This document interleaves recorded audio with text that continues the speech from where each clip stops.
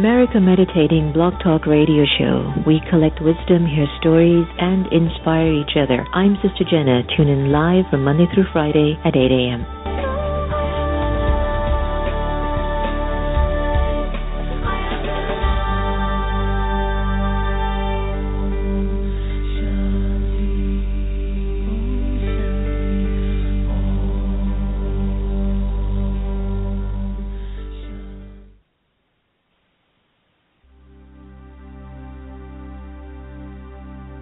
Focusing my thoughts,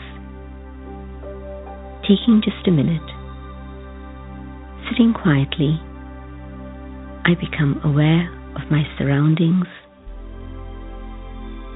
I focus on an object in front of me,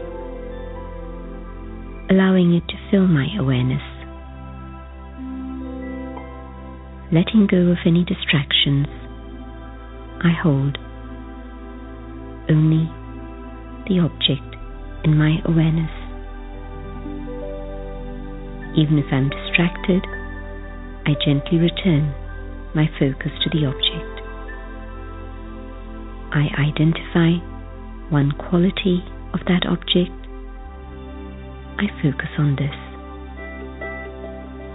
I hold this one thought.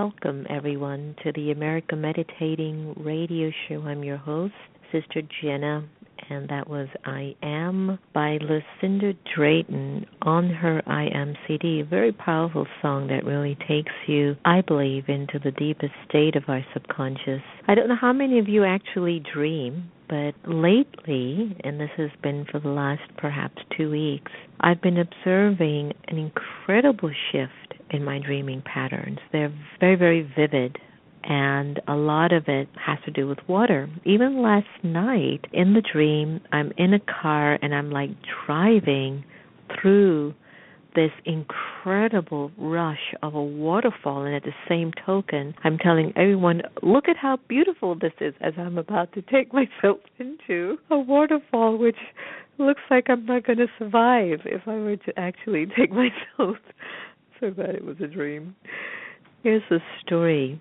For the past 2 weeks, I've been emerging a lot of unique dreams about people, spaces, but a lot to do with the ocean. On one side, it's very, very rocky, and on another side, it's very, very calm. And even with this one last night, where the water was just thrashing down, it was so beautiful and it was so pristine. It was so clean and pure, and I'm at the same token, it was very dramatic. So stay tuned, because we're going to have Certified Dream Analyst Lauri Loewenberg on the air shortly. And Lauri's going to take us into a journey of our lives and the study of dreams. On a spiritual level, I do believe that it tends to give us a window of what lies at the core of our true feelings.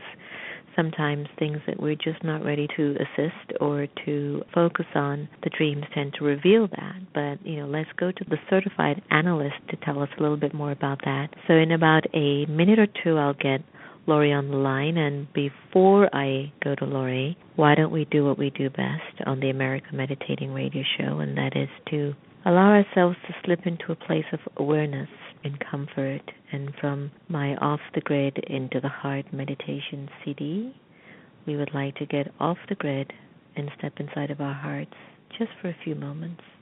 Breathe in deeply, relax. In this meditation, I invite you to become aware of the two types of consciousness that reside within the soul. Let us choose the consciousness of light over the darkness of past stories, the history that gets into our way. Let us now remember our connection to the Supreme Energy, the Supreme Soul, the being of light. For far too long, we have allowed the external forces to dictate our inner force. And at this time, I choose to get off the grid and step inside the heart,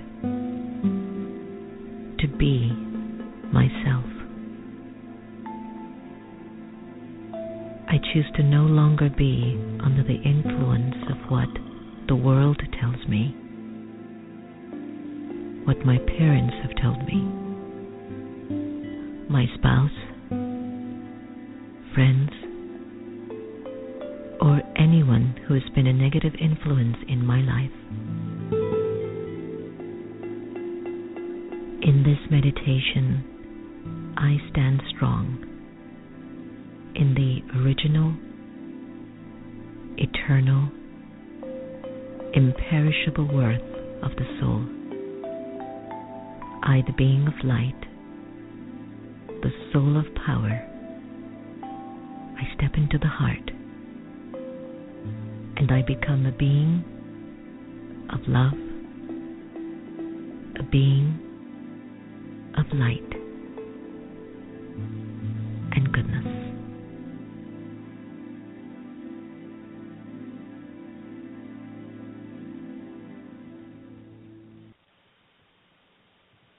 Om Shanti, and welcome back.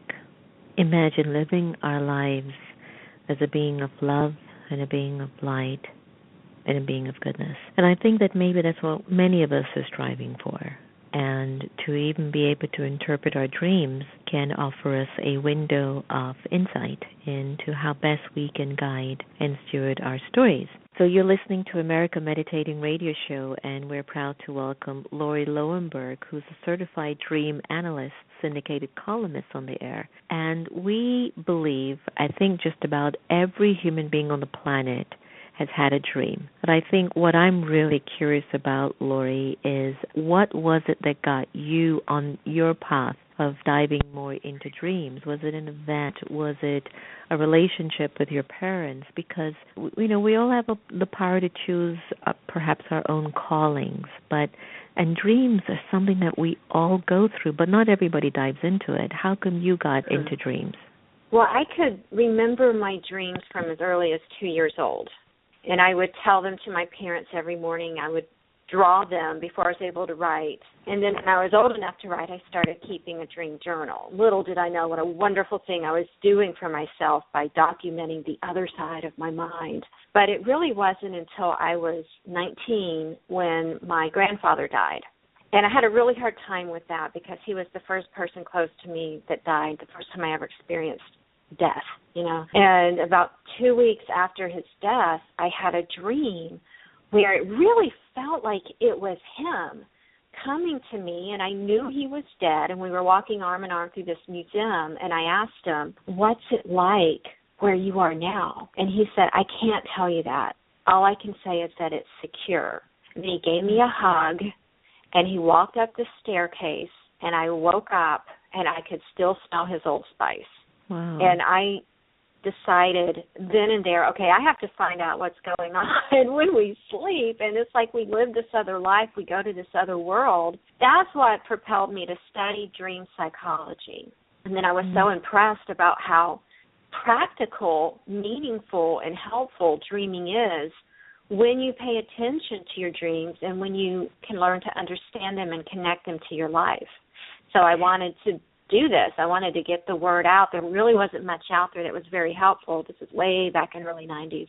That would help people understand our dreaming self and what it really is, and that it is something. It's not, mumbo-jumbo or random misfirings of the brain. It's something very real, something very tangible, and something very powerful.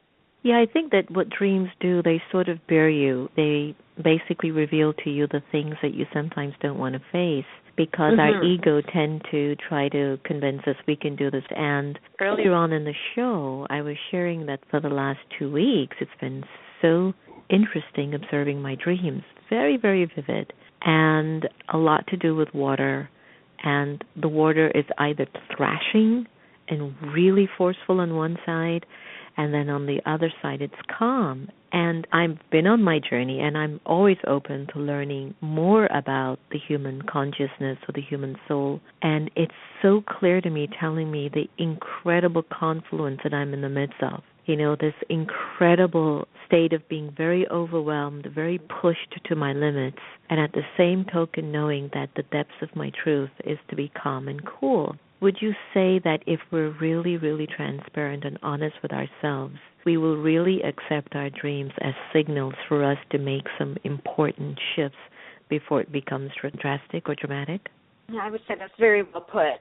Because what I always say when I'm helping people to understand their dreams, when I'm speaking or I'm on the radio or helping a personal client, that you have to look at your dreams as your very best friend, your built-in guru, who is going to be brutally honest with you and show you yourself and your behavior in your life as it really is, whether you want to accept it or not.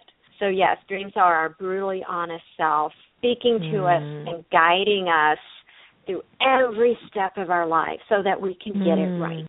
It's interesting, too, because a lot of people, and I love everyone, and I really have a lot of friends and people globally. Yet, the 5% that are your opportunities, they're the ones that have been appearing. And I'm just perplexed. Well, why are these other folks that are coming in my dream? And I'm showing these two dimensions. So that's been something that I've been taking quiet times during the course of my days to look into and send good wishes to those souls. I want to go into your book, Dream on It. You say that when we're dreaming, we're actually problem solving. It's just a different language, and our minds are speaking to us definitely in codes or in spiritual little signals. Please explain to some of our listeners, how does this all work really? Okay, dreaming is a thinking process. It is a continuation of your thoughts from the day, that chatter that goes on in your head all day long, that conversation you're having with yourself. As we drift off to sleep, it continues, and we're talking to ourselves about what happened in the day, what we'd like to fix, etc. As we drift off into sleep, our brain begins to work a little differently. And then once we've entered REM sleep, a lot of parts of our brain are now dormant, while other parts have become more active. So that stream of consciousness is still happening, but it's now shifted languages. For example, the part of the brain that is in the prefrontal cortex that controls rational linear thought is now dormant, while the very center of the brain, the amygdala, that's the emotional center, is very highly active. And so this is why our dreams can seem to jump around and not seem to go in a linear, form, and why they can also be full of fear or anxiety or awe. So you're still thinking about your day, but instead of thinking linearly and thinking in words, you're now thinking in emotions, symbols, metaphors, and storylines. Which sometimes don't make sense to you because, we tend to be on this process of trying to connect our dots, at least if we're strategic or we like to play it safe. And you've got a particular method that's been groundbreaking to many. And you have a technique that helps us to sort of work through our dream process so we can understand ourselves better. Could you share with our listeners a little bit on some of the techniques that you offer us to try to figure ourselves out more? Yes, I would love to. The last chapter of my book is the 10 rules to remember when trying to figure out your dreams. So I'm going to go ahead and give you 3 most important ones that I have found can really help you get to the bottom of what your dream is telling you. First of all, you have to try to connect your dream to yesterday. I found in my research that our dreams, whatever happens in our dream, can be connected to something from the previous day, something we thought about, something we talked about, something that happened, something that affected us. So look at your dream, look at the action, look at the emotions you felt, even look at the conversations in your dream and see if it seems similar to what happened yesterday, to how you felt yesterday, to what you talked about yesterday, to what you saw yesterday. You'll be able to connect the dots. The second thing to remember is that everything in your dream is really about you. So even if you're dreaming of, say, you're a classmate from the 3rd grade who you haven't seen since then, that person symbolizes some part of you. Our dreams are, we're very narcissistic when we dream. It's all about me, me, me. So everything in your dream is going to symbolize some part of yourself, some part of your life, something that directly affects you. So if you dream about a phone that keeps ringing, ask yourself, how am I like that phone? Am I having some communication issues right now? Am I not reaching out to people I need to reach out to? Am I not getting across to people I need to get across to? How am I like this dream? And then the third thing you want to do is to look at your dream as a metaphor, kind of like what I just described. We naturally speak in metaphors, a picture language, in order to make our point. And we utter something like 600 metaphors a day. We'll say, I'm so hungry I could eat a horse. We'll cross that bridge when we get to it. Oh, gosh, you're acting like a big baby right now. This really illustrates the point we're trying to get across, and our dreams work the exact same way. Our dreams are a metaphor for what's going on in our life and in ourselves right now. So how is your dream last night a metaphor for you right now, and in particular, yesterday? Can dreaming impact our spiritual growth? Can it make us into more seers of not only our own lives, but even the lives of other people?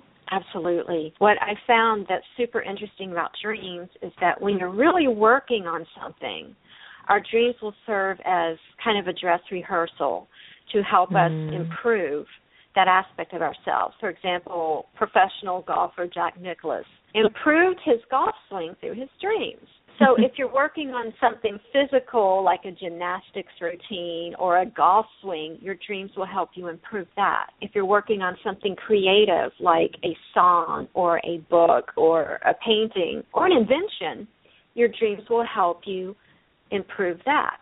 If you're working on your spiritual self, being more open, being more in tune with yourself and the universe, your dreams are going to help you with that. I like that. It's hopeful. I think that, we're always looking for techniques to understand ourselves. Perhaps the greatest virtue needed for our lives to flow better is that honesty with the self. So to look at ourselves without judgment, but as an observation to see what I might be missing. And I think dreams might help us to facilitate that process, right? Absolutely, and this is where the nightmare comes into play. We will get dreams that are disturbing, and then we will get the nightmares, and those are the ones that jolt you awake because the scenario in the dream is so frightening. Jolts you awake. And as horrible an experience as a nightmare is, it is the way we are being very brutally honest with ourselves about something that is wrong. The way our subconscious mind, our very wise inner self, kind of slaps us in the face, slaps us into attention and says, enough of this. This is an issue that must be taken care of. What I have found is that our dreams don't like complacency. They don't like it when we ignore our issues. They don't like it when we're in denial. They don't like it when we just don't do anything. So they'll nag us to death about something, hence the recurring dream, or they'll slap us into attention, hence the nightmare, until we take care of it. It might be a little bit of an odd question, but what about individuals who just don't remember their dreams? Are they in denial? They're just not giving this very powerful part of themselves attention. And unfortunately, there's so many people that don't. We get up, the alarm goes off, we roll out of bed, we start our day. And we completely ignore that magical few moments upon awakening where we can capture that dream we just had. And this is all it takes to remember your dreams. Recognize that you do dream every single night, every 90 minutes you dream. And that it's easy to capture the dream by simply staying put when you wake up. It's like the twilight part of consciousness where you're kind of coming out of that really magical dream and getting your awareness back of the world around you. There's a few moments where you can grab the dream and all you have to do is stay put in the exact same position you woke up in, because that's the position your body was in when you were dreaming. Moving your body, rolling over, getting out of bed, that unplugs you from the dream. So stay put. Give yourself 3 to 5 minutes of quiet, still time in the morning. Don't think about anything. Quiet your mind, stay put, and the dream will come back to you. And if you make this part of your morning routine every single day, you will open the floodgates and you'll remember all the dreams you had last night. Thank you so much. That was very helpful. Really loved having my conversation with you, and I could see why you're constantly being invited to share more, because it's helpful. I believe that we are reaching a stage we don't want to be stuck anymore in our traumas and in our cycles that really aren't serving our better or higher selves. So we definitely thank you for your service to humanity. Before I let you go, Lauri, tell me a little bit what's lying at the core currently of your belief system and your life now that's really moving Lauri forward. Don't be afraid of change.